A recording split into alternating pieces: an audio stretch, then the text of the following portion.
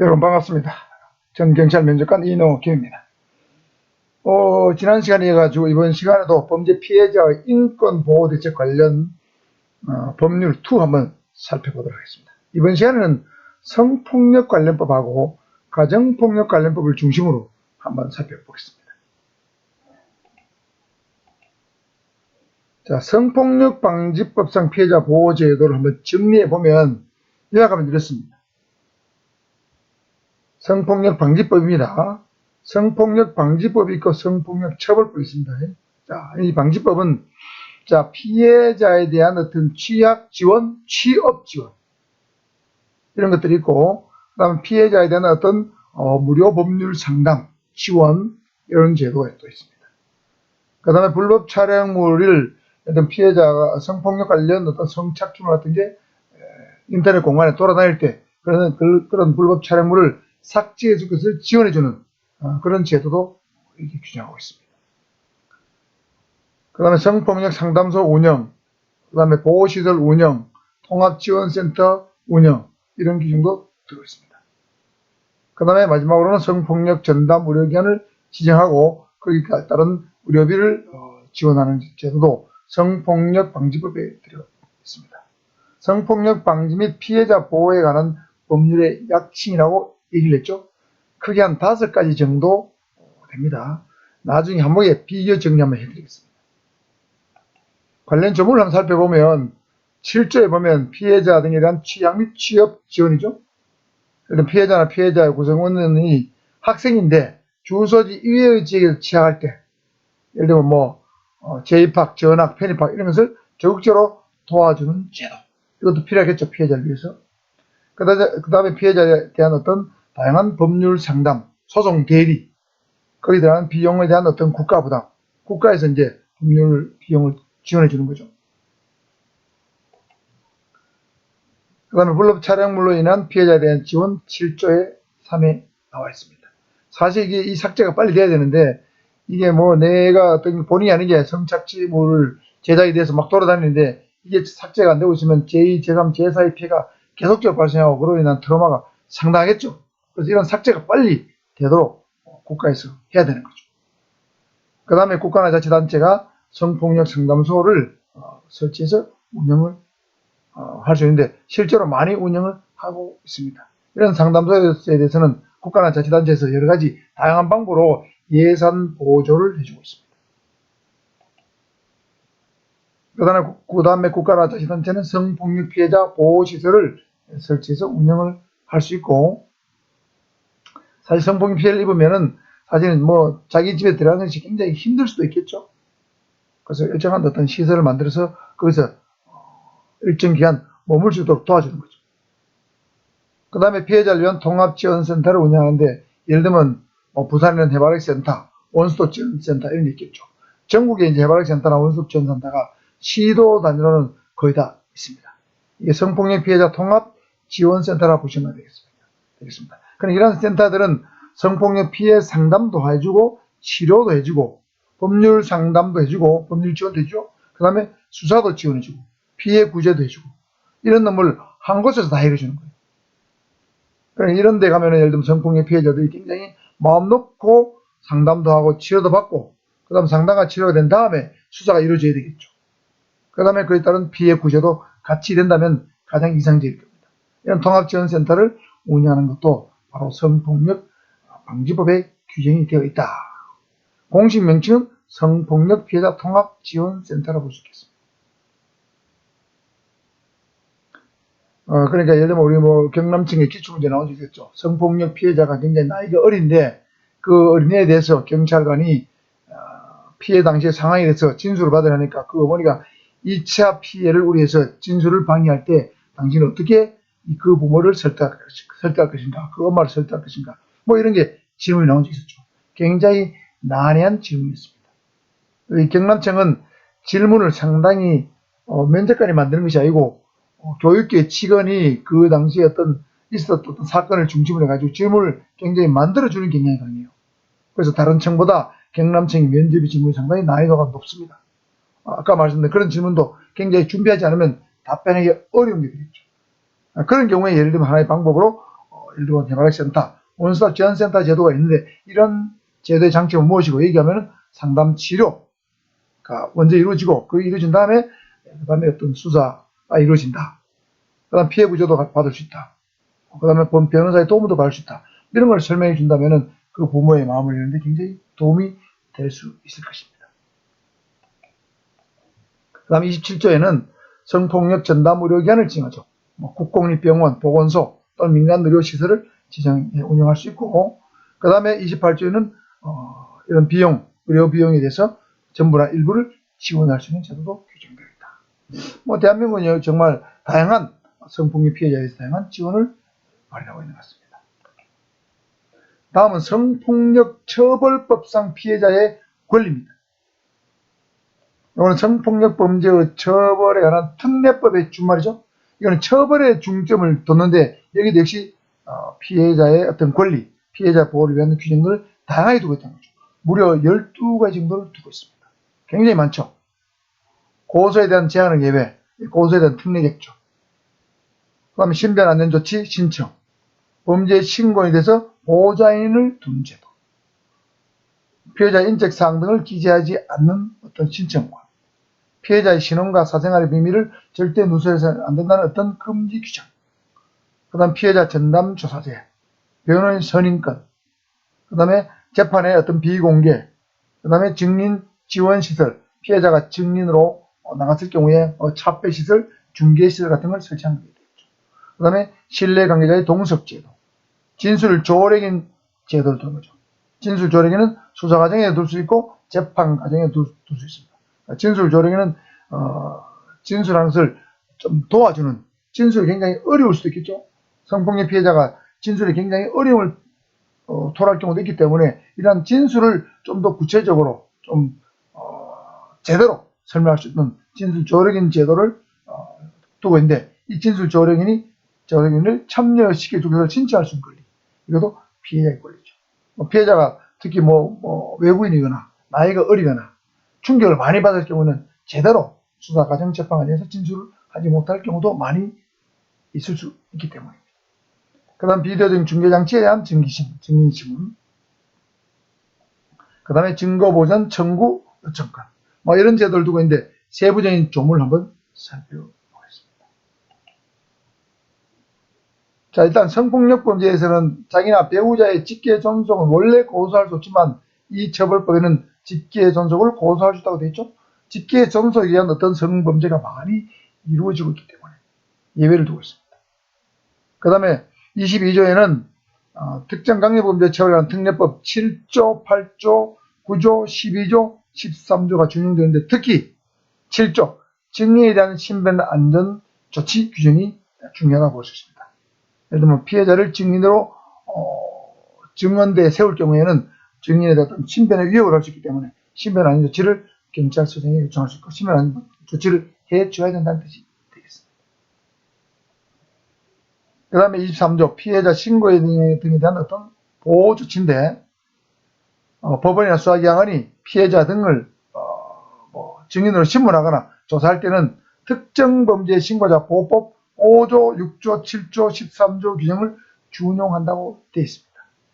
이 경우에 역시 보복을 당할 우려가 있음을 요하지 않는다. 즉 보복 당할 우려가 없어도 9조, 10조를 뺀 5조, 6조, 7조, 8조, 11조, 12조를 적용한다는 거죠.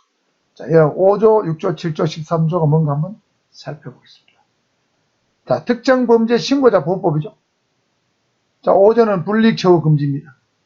예를 들면 신고자를 고용하고 있는 자는 피고용자가 범죄 신고를 했다는 이유로 해고 같은 걸 해서는 안 된다는 얘기죠. 해고 같은 걸 해서는 안 됩니다. 신고자를 보호하기 위한 조치죠. 그 다음에 범죄 신고자 등 보호자인입니다. 상당히 생소한 용어죠. 사법경찰관, 검사, 법원은 신고자나 친족이 보복을 당할 우려가 있는 경우에는 직권 또는 일정한 피해자, 신고자의 친척에 의해서 보호자인을 지정할 수 있다는 거죠. 보호자인을 볼까요? 신고자의 법정 대리인, 친족, 대통령으로 정하는 자 중에서 지정한다. 예를 들면 성폭력 피해자가 또는 신고자가 보복을 당하고 그러겠다. 일단 본인이 못 나가잖아요. 그러면 그걸 보호자를 정해서 대신 신고하게 하는 거죠. 다만 수사기관의 종사자는 보호자인 될 수 없다. 여기까지 알 필요 없습니다. 보호자는 신고자 등을 위해서 해당 형사사건의 수사 공포한 과정에서 동행하거나 조언하는 등 필요한 조력을 할 수도 있다. 그러니까 범죄 신고자를 좀 같이 따라다니면서 도움도 주고 조언도 해주고 이런 역할을 하는 거죠. 신고자를 보호하기 위한 조치가 되겠습니다. 그 다음에 7조에는 인적사항의 기재 생략입니다. 신고자 등 또는 피해자 등이 보복을 당할 우려가 있는 경우는 신고자의 연령, 성명, 주소 같은 인적사항은 기재하지 아니한다. 그래야 되겠죠. 그래서 가명으로 적는다든지 가부로 적는다든지 이렇게 하는 방법이 있습니다. 그 다음에 경찰서장에게 신변 안전 조치를 하도록 요청할 수 있습니다. 그렇죠? 그 다음 24조에는 피해자의 신원과 사생활의 비밀 누설 금지 규정이 있습니다. 예를 들면 수사관, 판사, 검사 이런 사람들은 성폭력 범죄 피해자에 대해서 여러 가지 피해자를 특정해서 파악할 수 있는 인적사항, 사진 또는 사생활의 비밀 이런 것을 절대 누설해서는 안 되겠죠. 너무나 당연한 규정이지만 이런 규정을 두는 거하고 안 두는 거하고 담당 공무원이 갖는 어떤 부담감은 차이가 많습니다. 그 다음에 이런 피해자의 주소, 성명, 나이, 직업, 학교, 용모 이런 것들을 신문에 실거나 정보통신망을 통해서 공개해서는 안 된다. 피해자를 보호하기 위한 규정이죠. 그 다음 26조에는 성폭력범죄 피해자에 대한 전담조사제가 있습니다. 전담조사제는 성폭력범죄 전담 검사를 검찰총장이 지명하도록 하고 또 경찰서장은 성폭력범죄 전담 사법경찰관을 지정하는 거죠. 이런 제도입니다. 성폭력은 전담검사, 전담경찰관을 지정해서 조사하게 하는 겁니다. 해야 됩니다. 그리고 27조는 성폭력범죄 피해자에 대해서 변호사 선임의 특례가 있다. 변호사 선임해서 여러 가지 법률적 조력을 받을 수 있다는 뜻이겠죠. 그 다음 31조 심리, 성폭력 범죄 심리는 공개하지 않을 수 있다. 너무나 당연한 것이죠. 그 다음에 증인지원실을 새로 설치인데 증인으로 법원에 출석하는 피해자 등이 재판 전후에 피고인 또는 그 가족과 마주치지 않도록 동선 같은 걸 잘 관리하는 거죠. 그 다음에 적절한 어떤 시설을 설치해서 만나지 않도록 만드는 거. 이런 것들도 굉장히 중요합니다. 피해자가 그 피고인하고 어떤 가족하고 만나고 싶겠습니까? 절대 안 만나고 싶겠죠. 꼴도 보기 싫고 때려 죽이고 싶겠죠. 그 다음에 신뢰 관계자 있는 관계자와의 동석제도. 이건 너무나 당연한 것입니다. 그 다음에 진술 조력인은 수사 과정에 참여하거나 재판 과정에 참여해서 어떤 의사소통에 도움을 줄 수 있는 그런 제도도 마련하고 있는데 그래서 바로 진술 조력인의 참여 제도다 이렇게 보시면 되겠습니다. 그 다음에 비디오 중계장치에 의한 증인신문 형사법에도 이런 규정이 있다고 그랬죠. 그 다음에 증거보전 특례 내용을 봐야 되겠습니다. 피해자나 법정 대리인 또는 경찰은 피해자가 공포한 길에 출석하여 증언하는 것에 현저히 곤란한 사정이 있을 때는 그 사유를 소명하여 촬영된 영상물 또는 기타 다른 증거에 대하여 해당 범죄를 수사하는 검사에게 형소법 증거보전 청구와 절차, 형소법 184조 1항에 따른 증거보전 청구를 할 것을 요청할 수 있다. 글자가 조금 이상하게 잘렸네요. 넘어가서 그러네요.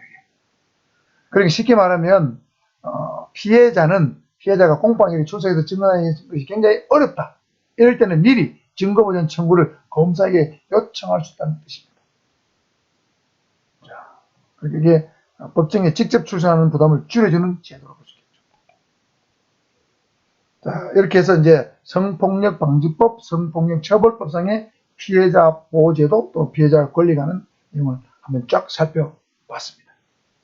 다음은 가정폭력 관련입니다. 가정폭력방지법상 피해자의 권리를 한번 요약해 보겠습니다. 이거는 가정폭력 방지 및 피해자 보호에 관한 법률의 약칭이죠. 이건 가정폭력 방지의 목적을 둔 법률로 보시면 되겠습니다.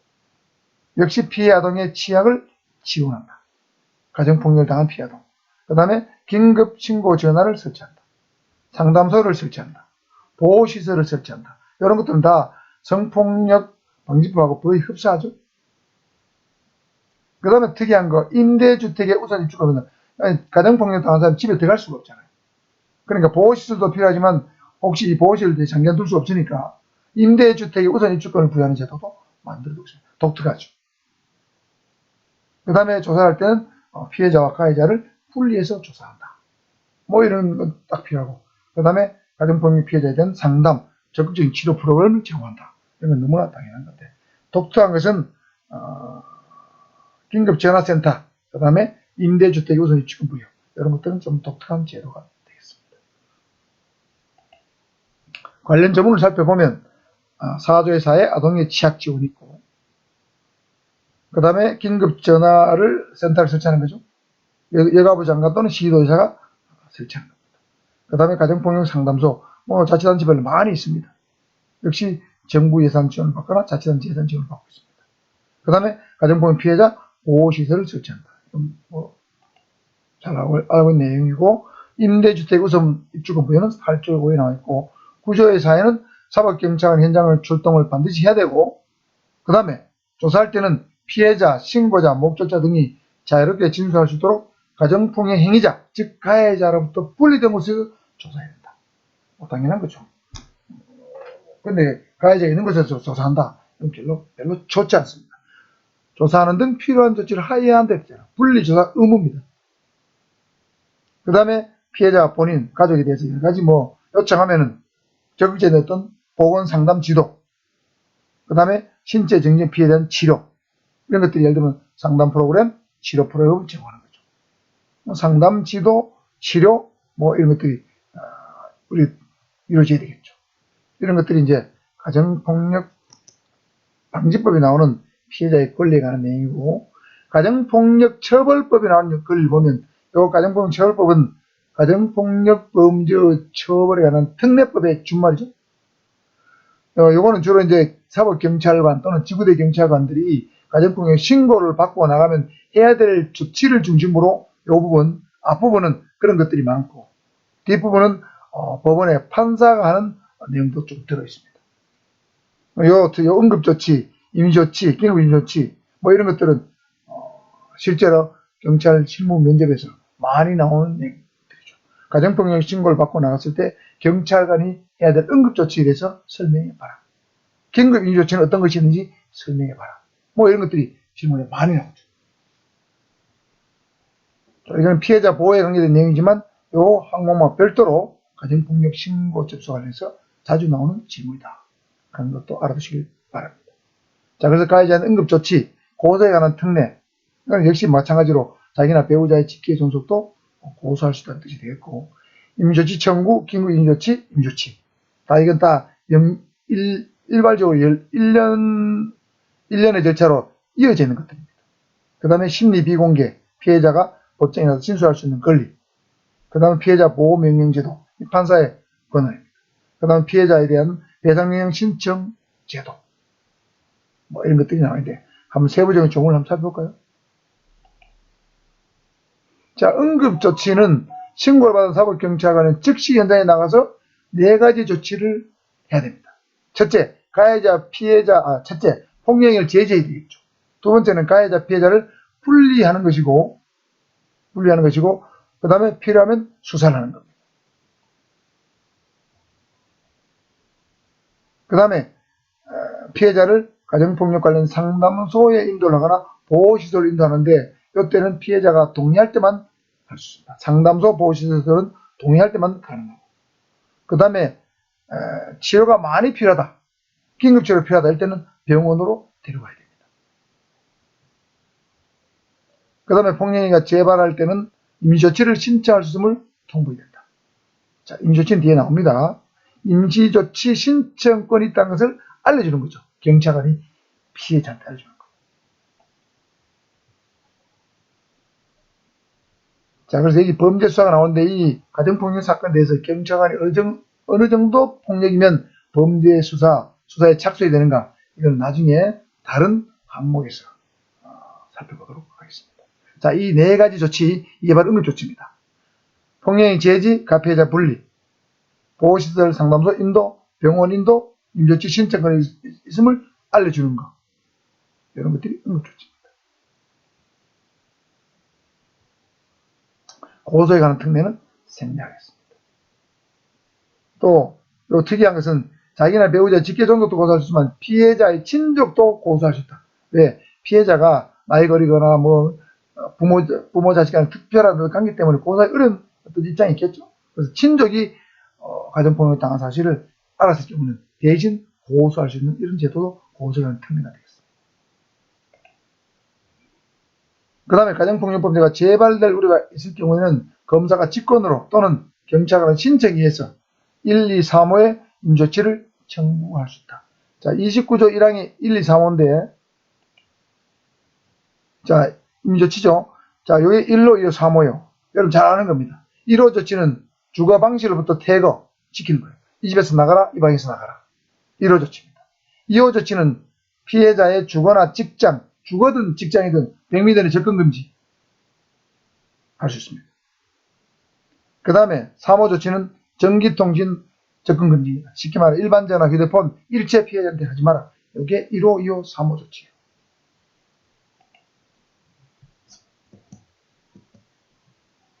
그렇죠? 자, 그러니까 1호, 2호, 3호 조치는 직권 또는 신청에 의해서 하는데 재발될 우려가 있어야 되죠. 가정폭력이 이럴 때 임조치 청구할 수 있습니다. 그런데 실제로 가정폭력 사건은 이게 뭐 재발될 우려가 있다 없다 판단이 굉장히 어렵잖아요. 그래서 긴급 임시조치 제도는 뒀어요. 긴급 임시조치 제도. 사경은 응급조치에도 불구하고 가정폭력범죄가 재발될 우려가 있고 긴급을 위해서 법원의 임시조치 결정을 받을 수 없다. 즉 긴급재판과 비슷해요. 시간 여유가 없을 때는 직권 또는 피해자 등의 신청에 의해서 앞에 말한 1, 2, 3호의 임시조치를 직접 할 수도 있습니다.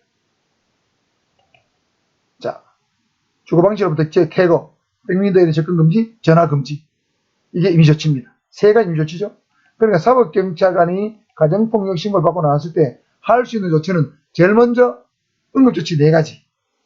요걸 해야 되고, 두 번째는 재발될 우려가 있다, 시간이 급하다 할 때는 요 3가지 조치. 3가지 조치는 직권을 할 수도 있고 피해자 등의 신청을 받아서 할 수 있다는 거죠. 이게 중요합니다. 이건 여러분 이제 학교 가면 경찰관이 됐을 때 현장에 나가서 바로 할 수 있어야 되기 때문에 이 4가지 머릿속에 4가지하고 3가지 이 7가지는 머릿속에 쫙 깊이 각인을 시켜놔요. 실무상에도 여러분 당장 써야 될 것이라는 거죠. 조치입니다. 아시겠죠? 자, 그래서 응급조치와 긴급 임조치 4가지, 3가지입니다. 알아두시고, 자, 요 있죠? 자, 임시조치 건자는 판사입니다. 예를 들면 검사나 사법경찰관의 신청에 의해서 검사가 임시조치를 신청하면 판사가 이렇게 내려주는데 요 1, 2, 3번은 경찰관이 직권을 할 수도 있고 신청을 할 수 있지만 4, 5, 6번은 경찰관이 할 수가 없어요. 검사도 할 수 없어요. 병원이나 요양소에 위탁한다. 유치원을 구조에 집어넣는다. 가해자를 뭐 상담소 등에 상담 위탁을 시킨다. 뭐 이런 것들은 판사만 할 수 있어요. 판사가 결정을 할 수 있어요. 이런 것들은 사실 경찰하고 그 관계는 없죠. 1, 2, 3호가 중요하다. 이렇게 알아두시면 되겠습니다. 그 다음에 판사는 심리를 공개하지 않을 수 있겠죠. 뭐 당연한 거다. 가정폭력 뭐 공개하지 않는 게 맞겠죠. 그 다음에 증인신문도 공개하지 않을 수 있겠죠. 피해자를 증인을 부르다 공개하는 게 낫습니다. 일반인이 모르는 게 낫겠죠. 여러분 많은 방청객이 앉아있는데 어린애가 증언을 한다? 뭐 딸이 증언을 한다? 쉽지 않습니다. 심리 비공개하는 게 거의 공개하지 않을 수 있다지만 안 하는 게 좋을 것 같습니다. 그 다음 피해자가 신청하는 경우에 피해자를 증인으로 신문해야 된다. 법원은 이거는 헌법에도 나온 규정이었죠. 피해자의 진술권 헌법에 나온 규정.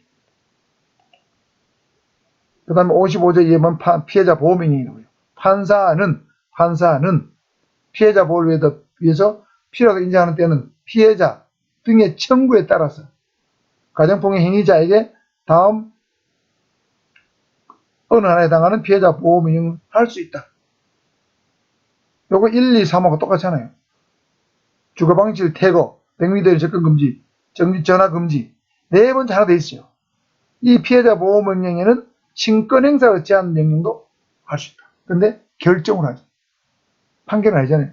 피해자 보호명령은 판사의 권한인데 1, 2, 3호는 긴급 임시조치하고 내용이 동일하고 4호 친권행사를 제한은 경찰관이 긴급 임시조치를 할 수 없는 내용이고 판사가 피해자 보호명령 결정으로만 할 수 있는 조치가 되겠습니다. 친권 행사가 제한될 정도면 예를 들면 가정부 공용행위 가해자가 아버지나 엄마다. 부모 자격이 없는 사람들이죠.